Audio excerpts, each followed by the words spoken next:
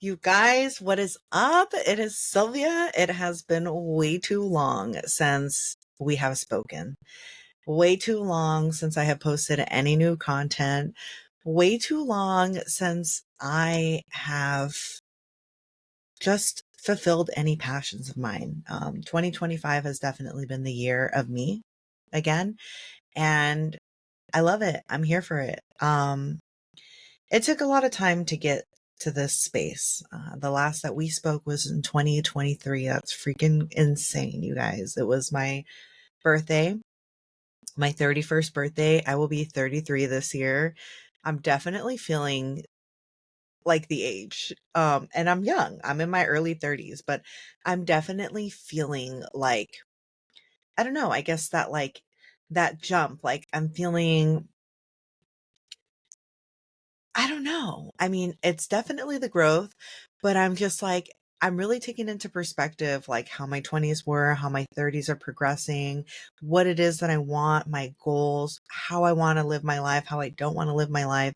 And just so much has happened and transpired in the past year and a half since we've last spoken that I don't even know where to begin, to be honest. Life has just been an insane roller coaster, filled with good and bad moments. And it really, life really did take a toll on me, on my mental health. Um, I was in a relationship that just wasn't fulfilling me. That wasn't allowing me to be me, wasn't allowing me to fulfill my purpose, to live out my desires, my dreams. I had to stop my podcast. I basically removed everything. Thank God I didn't delete my podcast episodes. I did republish them, but for a while everything was gone. And I just felt like a big part of me left with it. And it really does take time to rebuild yourself after leaving something that's very toxic for you. And that doesn't just mean a relationship, like a romantic relationship. That could be a workplace, that could be a friendship, whatever it is. Um, even even your living situation, like anything that was creating some sort of like toxicity in your life. Once you leave that space, sometimes it takes a while to just like get back to yourself, to find yourself when you've lost that spark. And it's taken me a lot longer than I would have liked it to. Um, I've definitely been in situations before that have been toxic, but this was just something so different. So different. And maybe one day soon I will open up about it a little bit more when I feel more comfortable. But I'm just really happy that I'm finally feeling back to myself and even better than before. I feel like I've regained that spark. I feel like the passions that I had before, I'm finally finding a passion for them again, and new things that, I thought were things of my past, like dancing. I was a dancer in high school.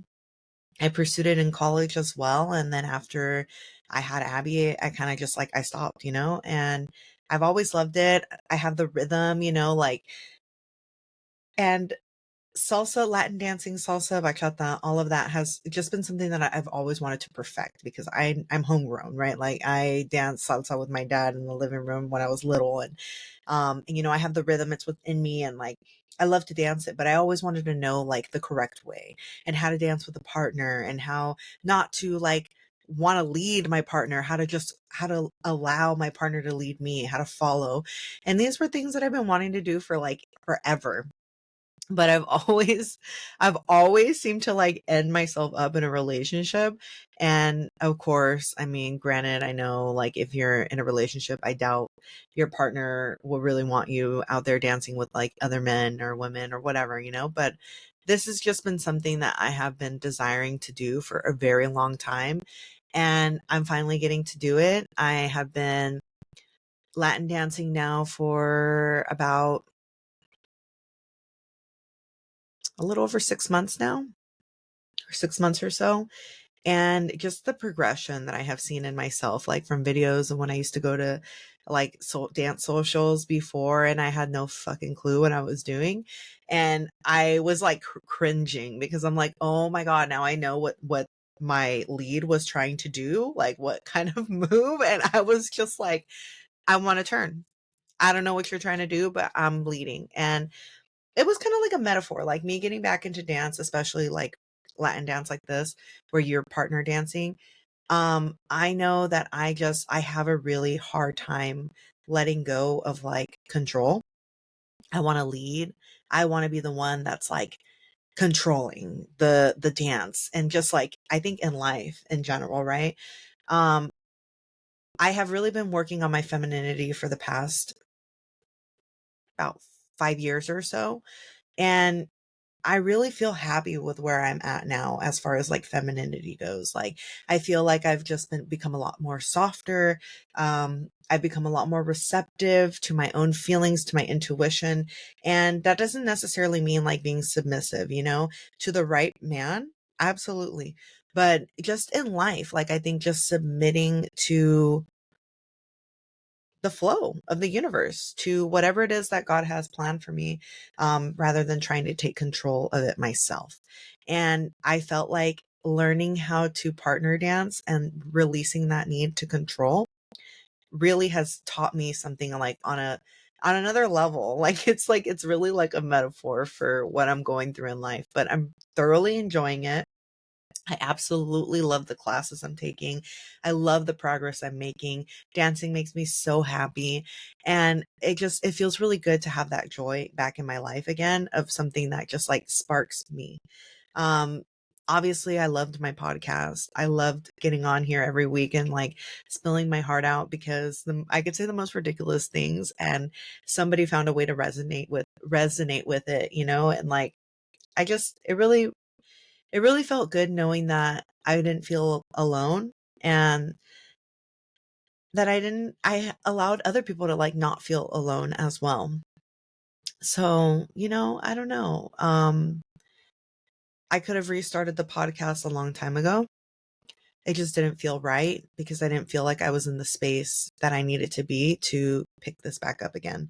It just felt very fraudulent. And to be honest with you, the last, I don't even know, I haven't even gone back to listen to my episodes to be honest, but the last like quite a few episodes just felt off to me as well because this was kind of when I was going through all of this, like it was the beginning stages of it, but I already knew, like intuitively my body already knew like this is not for you and you're having to stop certain things and you're having to be more mindful and like tone yourself down um and it's just not me, like it wasn't me. And I could sit here all day and beat myself up for the fact that like I knew and I didn't do anything about it. But I'm in a season right now of like giving myself a lot of grace and really understanding like the why behind the why. I feel like oftentimes as human beings, we do things in life that we look back on and we're like, why the hell did I do that? I knew better. Why did I let this person influence me? Why did I make that decision? Why did I behave in this way? Why didn't I behave in this way? And we could sit there and like really beat ourselves up about it and think about it and overthink and dwell on the past, or we can learn from it and move forward. And that's something that I'm really trying to practice right now. I knew before I got back on to doing my podcast, back to baking, which I have not picked up yet again, which was another really, really, really big hobby of mine that made me very happy for a long period of time. Um, I knew that I needed to make amends with certain things in my life that I went south in, that I went wrong, due to this partnership and relationship that I had. Um, I was forced to let go of a lot of friendships and people in my life that really meant a lot to me. And it's really difficult, like thinking about it, because again, this like comes back to the whole like wanting to beat myself up for it. because I can't imagine now getting rid of certain people in my life just to appease someone else. But when you're stuck in a cycle, a very toxic cycle, and you have already abandonment issues, you have anxious, attachment, you have all these things, right? That I just things that I have been learning as I progress in like my healing journey, about myself, that have basically allowed me to stay in such a toxic cycle and allow the things that have happened to happen. I really done some like soul searching and some digging into like the why behind the why. And I had this innate desire to be loved and desired and taken care of, that I let everything else go. That when it came down to whatever it was that they were asking me to do, I felt cornered. And instead of sticking up for myself and sticking true to my ground and being like, no, I care about these people. I'm not releasing these people from my life for your, I'm not even going to say for your pleasure. It's not for their pleasure. It was like for you to feel secure, you know? Um, I should have said no. I shouldn't have done it. I I knew there was other options, which I later then, decided to pursue those options. And again, I'll go into it one of these episodes, coming up. I just don't feel like I'm ready to share all of that yet. Um, but anyway, I ended up releasing a lot of people in my life that meant a lot to me. And while there were some people who were more understanding, and were more willing to allow me back in their lives after that, there's some that I did hurt really bad with that decision, with my behavior, with my actions, and now I'm paying for it, emotionally.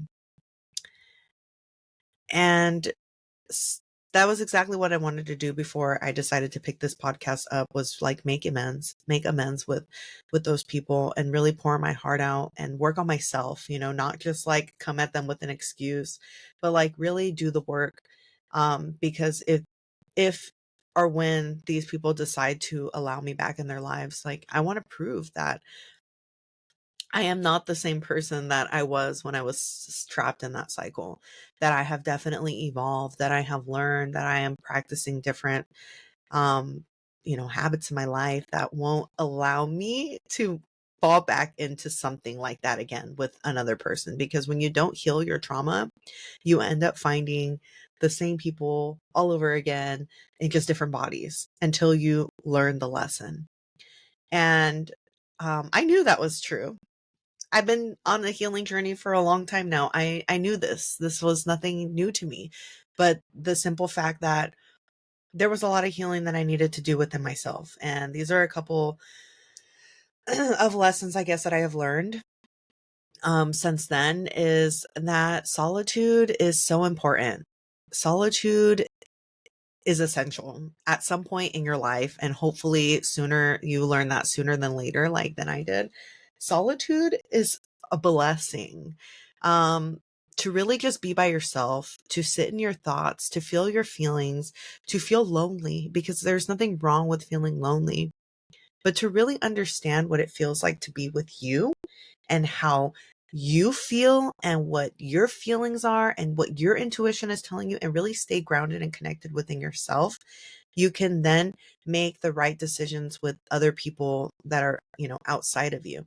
Because when you're so clouded by, opinions of others, by whatever it is that other people are doing, other influences and whatnot, when you're too clouded by that, you don't have the ability to listen within.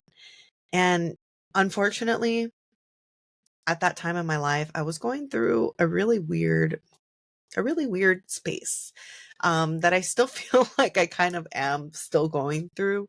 Um, ever since my explant surgery, it has been a roller coaster of different emotions. before I made that decision, it was one of the best decisions that I thought I was going to make for myself. And I'm sure it was, like, realistically, it was. But it is such a mind fuck. Like, to see your body look one way and then to drastically completely change it, but like not in a way, like reverse it, like it's like someone goes and gets a BBL and they remove it, they suck the fat back out. And it's like, you're so used to seeing your body in a certain way that when it doesn't look like that anymore, there's like body dysmorphia. And I still feel like I'm experiencing that body dysmorphia. As much love as I try to give myself every day. And when those thoughts come in, I try to like push them out and think positive things. It is hard. It is really hard because my breasts were never a point of an insecurity for me after I got the implants. Before they were. And then after I got the implants, it was like they were the star of the show, you know? And then it got to a point where I was like, in my healing journey, I didn't want to be sexualized. I didn't want to be perceived in a certain way. I didn't want to be looked at for my looks. I wanted to be seen for what's in here. I wanted to be seen for what's in here. And, the looks are extra. So my intentions were good, and I will never take that away from myself for doing these things because they had purpose. Um, I obviously was not happy with how I looked, and I decided to go and get them again, and I'm still not happy with how they looked. I got capsular contracture again. They replaced them and I got it again. And so now I'm just like dealing with it because I'm like, what the fuck do I do now? So it's been a struggle. It has been its own journey, which if you guys care, I will share it later on another episode. But um I was very vulnerable, especially in those early months of the explant surgery. And this is when this individual came into my life. And it was kind of just like all perfect timing, but wrong timing at the same time. And I have, I don't want to say no regrets, but I mean, I really truly believe that everything happens for a reason. And I know that this relationship taught me a lot. It taught me a lot of things about myself. It taught me a lot of things about how I behaved in previous relationships. I have asked for forgiveness, like from my ex, like I mean Lestat, because I'm like, I started to see how certain behaviors were that I behaved with him when they were done to me. I was like, oh, that's crazy. That's crazy. I never imagined what it was like being on the receiving end. And so I think that was why the purpose of that relationship, why the universe brought it into my life, was to teach me a lot about myself. If anything, this conditioned me to be a wife, like, but right now I'm just so like, I don't, I want to be alone. And that's why I'm talking about like the solitude, because it is important that you learn how to be alone, because then only then will you know when something isn't right. When that little feeling comes up, that little gut feeling, you never ignore it. Even if it's for like the most simplest thing where you're like, "Hmm, that was a little odd." If you have a friend who's acting a little funky, if you have like whatever it is that's going on in your life and you have that initial feeling, never ignore it. Always trust it. Always trust it. So now I am learning. I am learning to be connected with myself, with my intuition, with my body, with the universe. And I have gratitude for that. So I really am trying to focus on like the positives. And again, make amends with the people that I've hurt, the people that I've dismissed, all to make one person happy, because none of that made me happy. It made me miserable, for over a year now, like really sad. The ways that I treated some people, the way that I dismissed some people. And I don't blame them if they never want me back in their lives again. Um, that'll be, if that ends up being the case, that this will be like one of the biggest regrets that I have, was letting these people go. Those are these people are definitely people who was like, I fumbled them, because they were such amazing people in my life and allowed me to be me, with really like no judgment. And I'm starting to see now now that I've entered like this space of like solitude, and the people that I have in my life is very, very small. Like I can count them on the palm of my hand, right? Which is ideally what my mom has always said. Like, you don't want to have too many friends because not everybody is your friend. You can count your friends on the palm of your hand. But to be honest, like I'm just talking about people that I'm like acquainted with right now. I don't even talk to that many people. Because I've just learned that solitude is important. And I've just had this desire to just be alone, to be like, let the outside world be so quiet. And not just be hanging out with whomever just to hang out with whomever. I've been very intentional with who I allow in my life. Perhaps I'm a little traumatized, maybe, but if anything, it's helping. It's helping me protect. I have a little barrier right now because I want to make sure that people want to be around me because they love me, because they love me.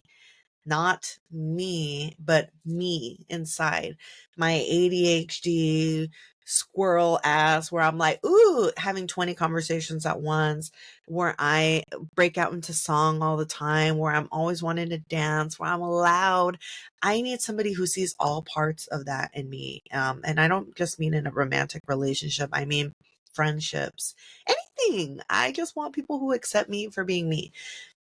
And that's just the space that I'm in right now in my life. Like this rebrand of Sylvia is so beautiful because it's like Sylvia 2.0, but like to the max. Like I love who I've become. I love who I am becoming still because I'm a work in progress every day.